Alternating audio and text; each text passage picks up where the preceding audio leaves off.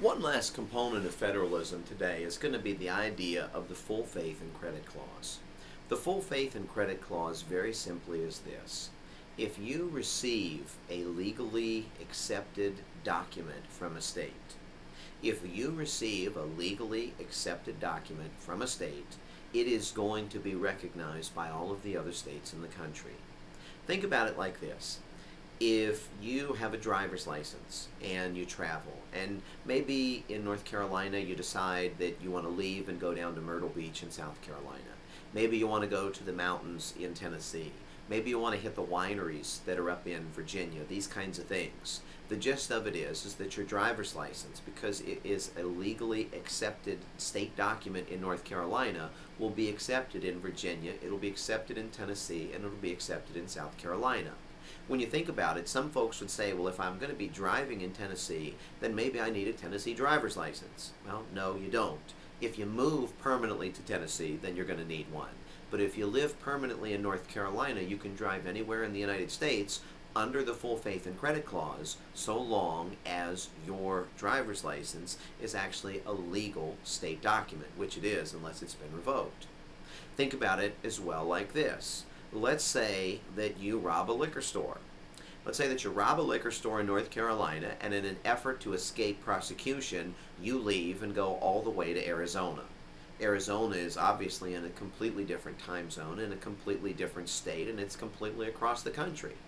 Well, if they pull you over for speeding in Arizona, and it comes up that you're wanted for robbing a liquor store back in North Carolina, or indeed if you've broken out of jail in North Carolina and you're caught in Arizona, and it comes up when they run your record that you've broken out of jail, a criminal judgment, a prosecution, a conviction is the best way of saying it. A criminal conviction that has been lodged against you is going to be recognized in Arizona as it is in North Carolina. And odds are they're going to extradite you, or they're going to send you back to the state where this actually happened, where you were wanted. So note on this, if you've got a driver's license in North Carolina, that's going to be binding in all the states. If you've got a conviction in North Carolina, that is going to be binding in all the states as well. Now think about it in a final context. Some of you may be married at this point, or some of you may be in the process of getting married. If you get married in North Carolina and then end up moving to Hawaii, do you have to get remarried so that Hawaii will have a legally binding certificate of your marriage? Well, no, you don't. And again, this is offered under the full faith and credit clause. Let's say that Adam and Eve decide to get married in North Carolina and they decide to move to Hawaii. Do they need to get remarried, or are they still married? Under full faith and credit, they are still married. Now, one of the tricks, if you will, under the full faith and credit clause is gay marriage.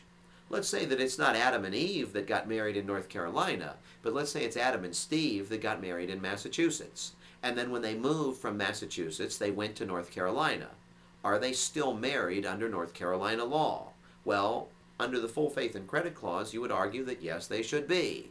Under actual Carolina law, because gay marriage is not legal in North Carolina, they are not. And there are some lawsuits, there have been some lawsuits that have been progressing through the courts dealing with this specific issue.